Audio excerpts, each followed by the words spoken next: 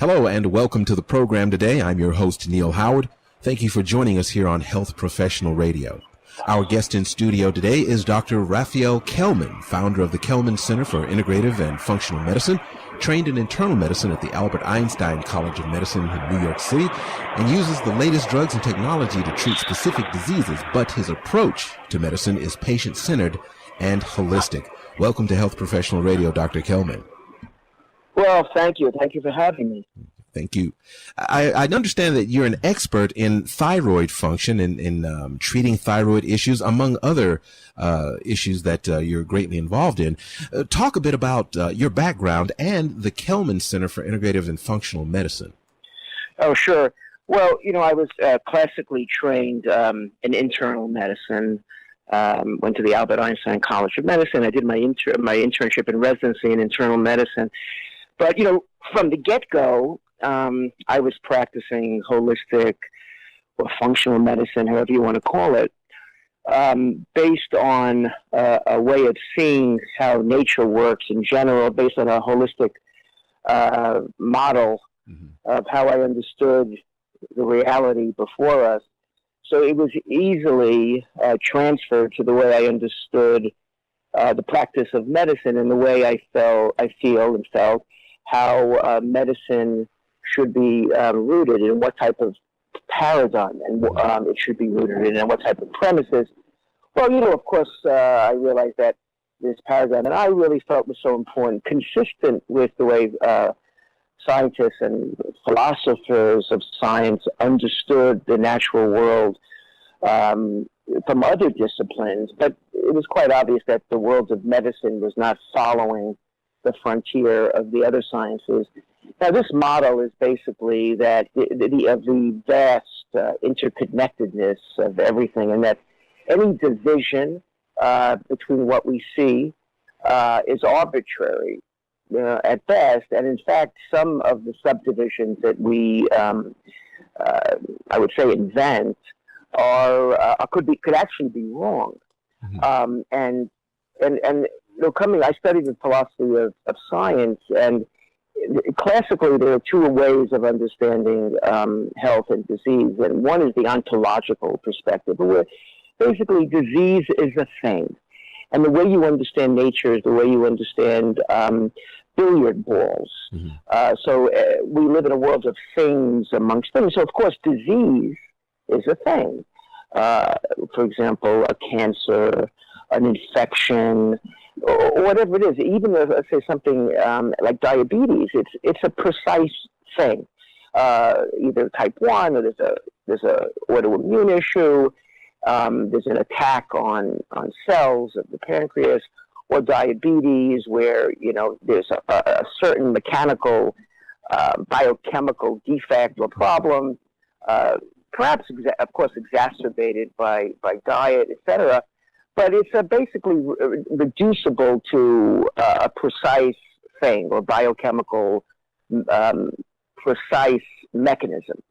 The other approach is what we call physiological or the ecological approach, where disease is not, and health is not understood as a thing amongst other things, but rather as processes of interconnected and interacting processes that may look like a thing, or that may coalesce and appear as a thing, but really behind all of this is just processes amongst processes and interacting processes.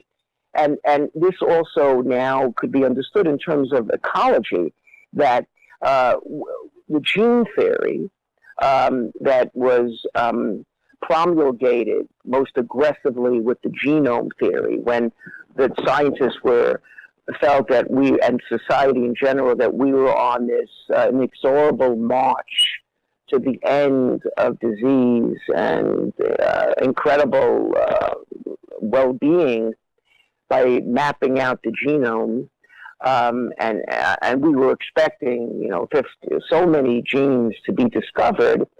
The very rope we used, we ended up hanging ourselves, because it was actually refuted.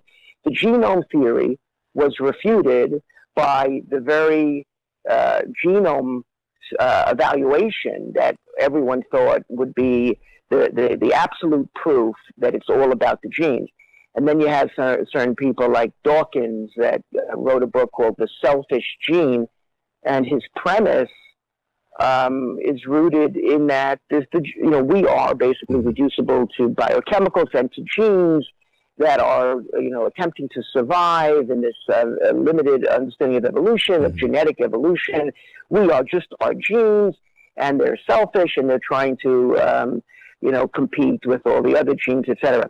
What he missed, and people like him missed, and the old biology missed is that that's not correct. That you can't isolate one organism from its environment, from its society, from its ecology, and this was certainly brought home with the discovery of the full extent of the enormous, staggering numbers of bacteria in the microbiome that play a vast role in our overall health, and that the basic unit of evolution now is understood as a holobiome, meaning it's not just our genes, but it's our genes interacting and interconnected with all the bacterial genes that are in a constant state of flux, and they're constantly exchanging genes with themselves and the outside world, where any division just becomes arbitrary at best. This is the absolute refutation of the old biology, the old way of thinking, of the old way of understanding evolution, of the old way of understanding science, of the old way of understanding medicine, and of the old way of treating disease. Now, that being said, talking about the old way versus the new way, when it comes to, I guess, efficiently diagnosing and making the call on overall health, how important, as a thyroid expert, is the thyroid as an indicator of overall health based on the new philosophy of medicine that you subscribe to?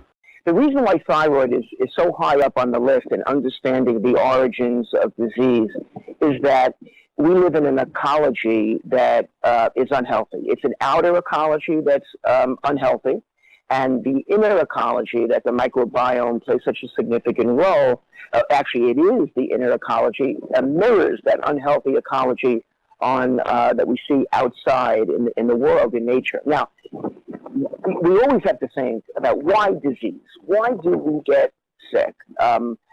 Is it that we're automobiles and through wear and tear, or the engine breaks down and this breaks down and then the other thing breaks down? Or is it that the processes and ultimately organs and systems that are interconnecting are not as healthy as they can be? And what would be causing that? Well, it's environmental toxicity that plays a significant role. It's not the only cause. But these environmental toxins we don't see. They're not visible to the naked eye. We can't smell them either, although there's research now that dogs could perhaps smell them, likely could smell them, and they're training dogs to be able to sniff the toxins that are destroying our ecology and hurting us. So we're surrounded by endocrine disruptors. Endocrine disruptors, for example, like phthalates and BPA and dioxin and lead and mercury and aluminum and et cetera, et cetera.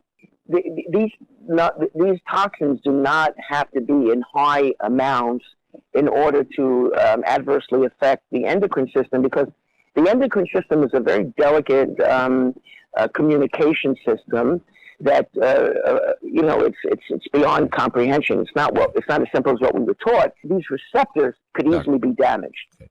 Where can our listeners get a copy of your latest work? It's on Amazon. People could purchase the Microbiome Diet on Amazon and in Barnes & Noble. You've been listening to Health Professional Radio. Thank you so much for being with us today, Dr. Kellman. Oh, thank you. Thanks for having me. Thank you. Transcripts and audio of this program are available at healthprofessionalradio.com.au and also at hpr.fm. And you can subscribe to this podcast on iTunes.